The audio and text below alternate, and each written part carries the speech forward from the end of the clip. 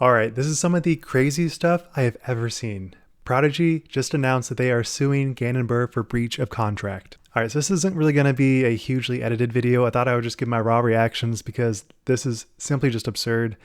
And it shows that there is a lot of money in this industry. And it is very clear because Prodigy is really hurting right now. You could say Gannon Buhr is hurting too, but I would say Gannon Buhr has the love of the people, and that is tremendously more valuable than this disc golf company that is on the downturn. Okay, so in the article, they classify Prodigy discs as PDI. PDI announced that they are filing a lawsuit in the U.S. District Court against Gannon Buhr. He, I think, is maybe 18, but I'm pretty sure he's 17 years old. So they are filing a lawsuit against this minor for attempt of early termination of endorsement contracts. Now, this is particularly interesting because there has been a lot of changes with different companies. There's been a lot of big names that have made changes, i.e. Ricky and Simon. They had to make huge payouts to their previous companies for termination of contract. And so the idea of having to pay a little extra to sign with a new company isn't that crazy. But what is very interesting here is that Prodigy is salty AF. They have a lot of gripes with how Gannon has terminated the contract. So some of the major breaches that Gannon felt like were being had on Prodigy's part were this. He didn't receive a Rookie of the Year commemorative disc, which would arguably give him probably like $50K in net sales, which is definitely a significant amount. Buhr was not able to see and verify the royalty payments on these discs.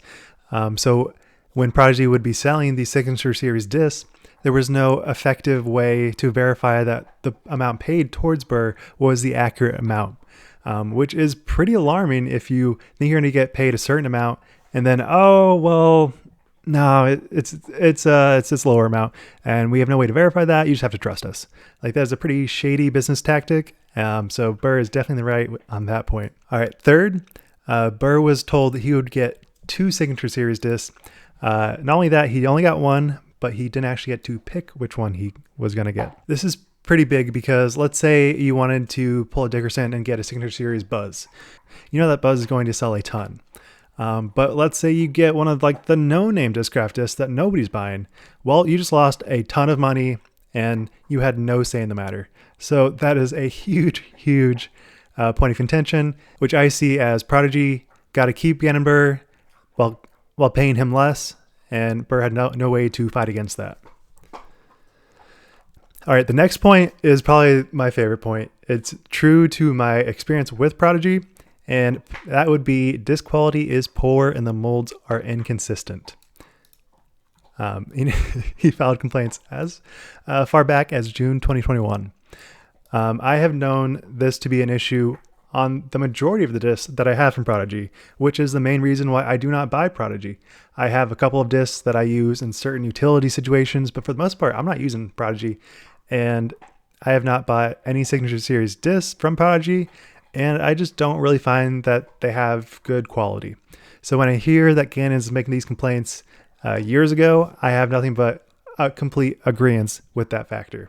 And the last point, which I would say is the biggest black and white, like this just is something that is ridiculous, was that he was owed $500 in bonuses and never paid. Prodigy sought to resolve this and gave him a 30-day cure period before the contract termination.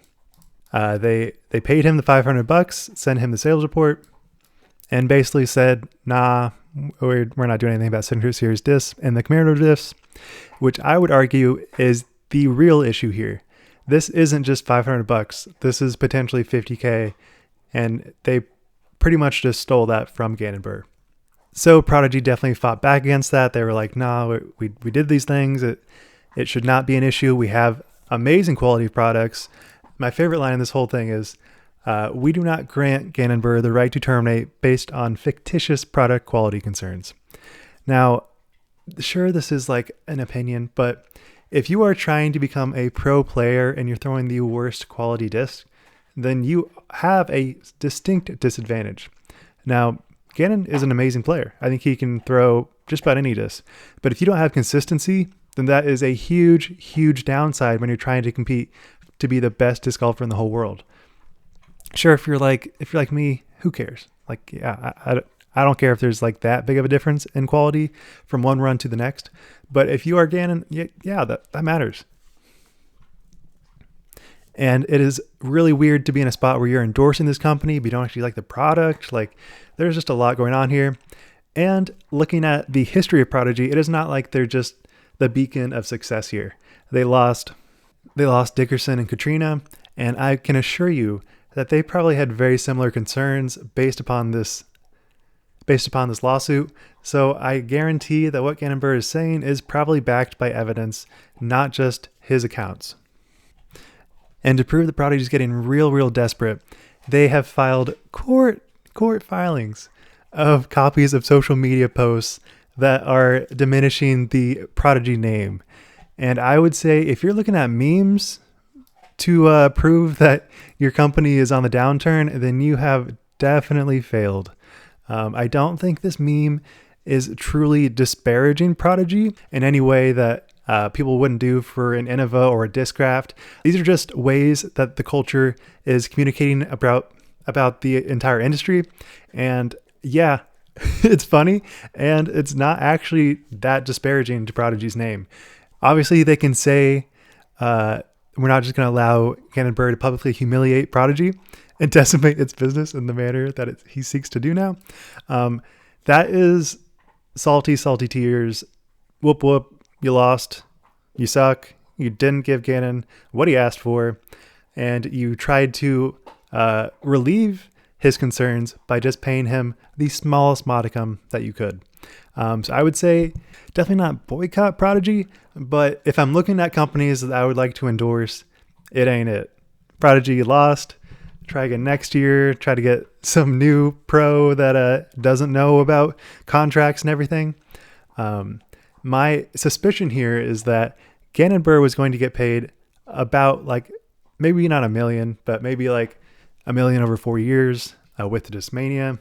They seem to have a little bit longer turnover, and it takes a little bit longer for them to create contracts. So I'm betting that Discmania was like, yeah, we just need a little bit more time before we get everything ironed out.